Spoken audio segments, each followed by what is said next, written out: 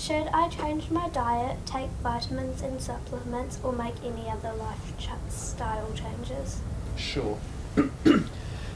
So some of the important things in terms of lifestyle and diet for inflammatory bowel disease.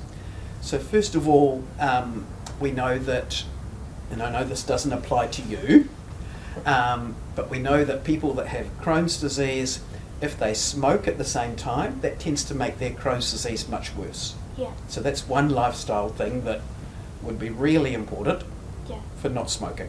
Yeah. In terms of diet and eating and food, generally we'd encourage people to have whole foods.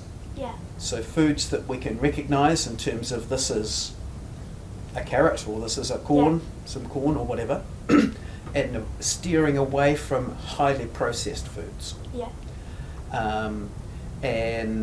But especially for kids, but also for adults, there also needs to be sometimes foods. Yeah. In terms of whether that means a birthday party or Christmas or whatever, Yeah. there always needs to be special occasion things as well. So Yeah. it's not like only having fruits and veggies all the time and not having anything else. Yeah. But steering towards whole foods is probably a good thing. Yeah. There are also a number of different diet changes or diet treatments that are being evaluated and looked at, and some of those involve taking out a number of foods from the diet Yeah. that may have effects on making more inflammation. Yeah. Some of those are still being worked out or still being evaluated, and Yeah. what their role might be is unclear. Yeah. But generally it's really important, especially in children that are growing, not to start taking things out of the diet Yeah. unless it's with supervision or with the support of a dietitian. Yeah. Because as soon as we start taking things out of the diet for kids, that potentially interferes with their growth and development, Yeah. and potentially means that they're not getting some of the goodies that they need in their food. Yeah. For most kids, we wouldn't see a reason to have lots of extra vitamins or lots of extra supplements. Yeah.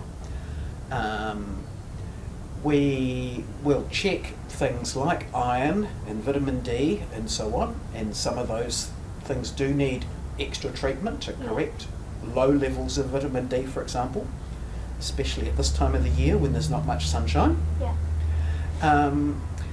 And sometimes we do use extra vitamins, but usually it's for that individual person, not something Yeah. that everybody needs. Yeah. Oftentimes also we'll use special drinks in addition to ordinary eating, Yeah. and that can help people to grow, but can also help in terms of keeping the inflammation under control. Yeah. In terms of IBD effects on individuals and the requirements of medication, can IBD be managed by diet and a natural approach alone? So there's a range of different treatments, and there's a range of severity for children or for adults with Crohn's disease and ulcerative colitis. So some people can have more severe disease that's harder to control and might need 2 or 3 or 4 medicines to keep things under control. And sometimes in that setting also treatment might mean an operation to help. Yeah. But other people will have very mild symptoms or very mild inflammation and not need treatment or medicine, and they may do really well with some of those dietary things that we mentioned earlier. So having a whole food-based diet, avoiding preservatives, additives, processed foods, or having other dietary changes that might be helpful. So it's really important to think of what's right for that person, for that person's inflammatory bowel disease, and it's not like everybody gets the same cookie cutter approach in terms of exactly the same things. Yeah.